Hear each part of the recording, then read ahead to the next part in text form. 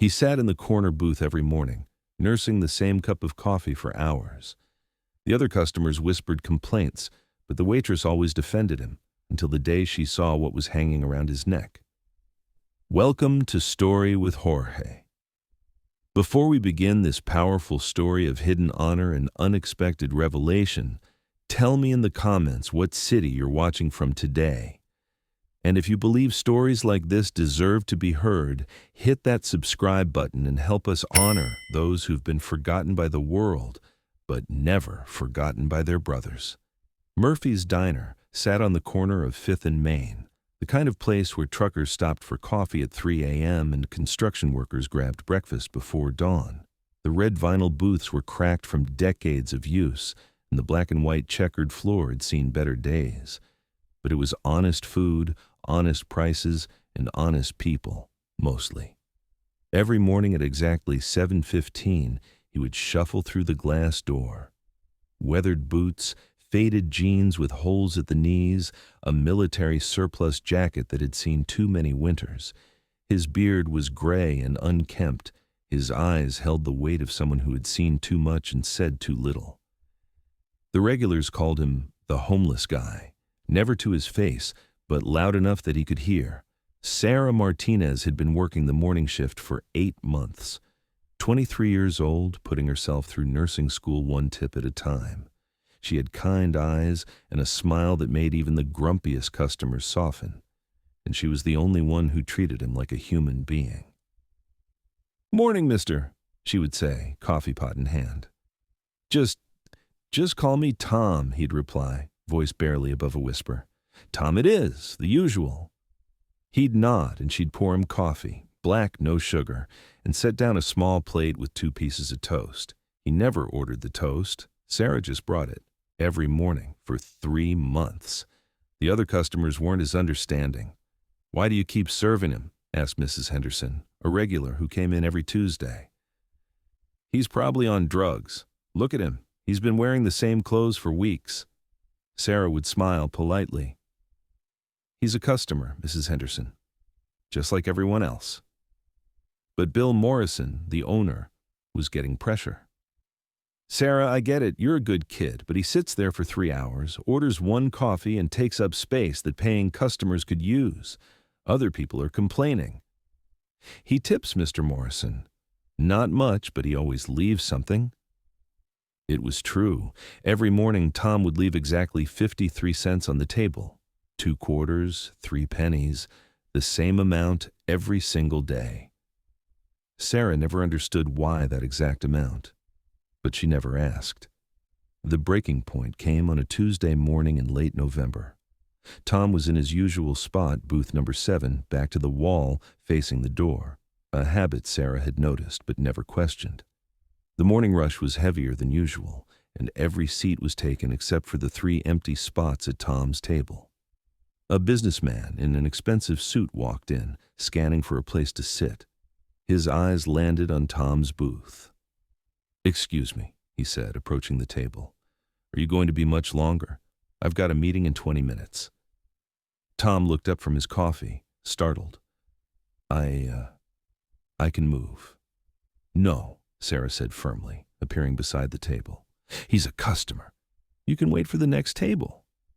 The businessman's face flushed red. "A customer? He's been sitting here for 2 hours with 1 cup of coffee. This is a business, not a homeless shelter." The diner went quiet. All eyes turned to Tom, who was shrinking into his seat, trying to disappear. "Sir, I'm going to have to ask you to lower your voice," Sarah said, her own voice steady despite the tremor in her hands. "Lower my voice. I'm a tax-paying citizen. I shouldn't have to—" "You're right," Tom said quietly, starting to stand. "I'll go." As he reached for his jacket, it happened. The fabric caught on the edge of the table, pulling open at the chest. For just a moment, something glinted in the fluorescent light, something metallic hanging from a chain around his neck. Sarah's breath caught. Dog tags. But not just any dog tags. These were old, worn, with additional medals attached. A purple heart, a bronze star. and something else, something that made her hand fly to her mouth. The Medal of Honor. "Tom," she whispered, her voice barely audible. "Tom, wait." He paused, jacket half on, looking back at her with eyes that held decades of pain. "What's your last name, Tom?" He hesitated, then spoke so quietly she had to lean in to hear. "Reeves, Thomas Reeves." Sarah's nursing school classes had required her to study military history. She knew that name. She knew exactly who Thomas Reeves was. "Sergeant Major Thomas Reeves," she said, her voice growing stronger. "1st Cavalry Division, Vietnam. Eiret the Doreiret the Yerbet the Wundre." The color drained from Tom's face. Around them, the diner had gone completely silent. "Ma'am, You saved 17 men," Sarah continued, her voice carrying across the diner now. "Your unit was ambushed. You were wounded twice, but you kept going back. You carried men to safety for 6 hours until the helicopters could get through." Tom's hands were shaking now. That was a long time ago. 43 years ago, Sarah said. "You were 22 years old, the same age I am now." The businessman who had been complaining stood frozen, his face pale. Mrs. Henderson had tears streaming down her cheeks. Bill Morrison had emerged from behind the counter, his mouth open in shock. "Tom," Sarah said gently, "why didn't you tell us?" He looked around at all the faces staring at him, and for a moment his shoulders straightened. For just a second, you could see the soldier he had been. "Because," he said quietly, "nobody asked." The silence stretched on. Then, from somewhere in the back of the diner, someone started clapping. Slowly, others joined in. The businessman, his face red with shame, reached into his wallet and pulled out a $20 bill, placing it on Tom's table. "Thank you," he said simply, "for your service." Tom nodded, his eyes bright with unshed tears. Just doing my job." But Sarah wasn't done. "Tom, where are you staying?" He looked down at his hands. "Here and there, I get by." "No," she said firmly. "No, you don't. Not anymore." That afternoon, Sarah made some calls. By evening, she'd contacted the VA, a local veterans organization, and her own church. Within a week, Tom had a small apartment, medical care, and a job at the local VA hospital, helping other veterans who had fallen through the cracks. The 53 cents, it turned out, was all he had left after buying a small bottle of shampoo at the dollar store each morning. He had been trying to stay clean, to maintain his dignity, even when everything else had fallen apart. But the most important change was at Murphy's Diner. Booth number 7 now had a small brass plaque, reserved for heroes, military, and first responders welcome. And every morning at 7:15, Tom still comes in. But now he's clean-shaven, wearing a donated suit, and he orders a full breakfast. He still sits in booth 7, back to the wall, facing the door. Some habits never die.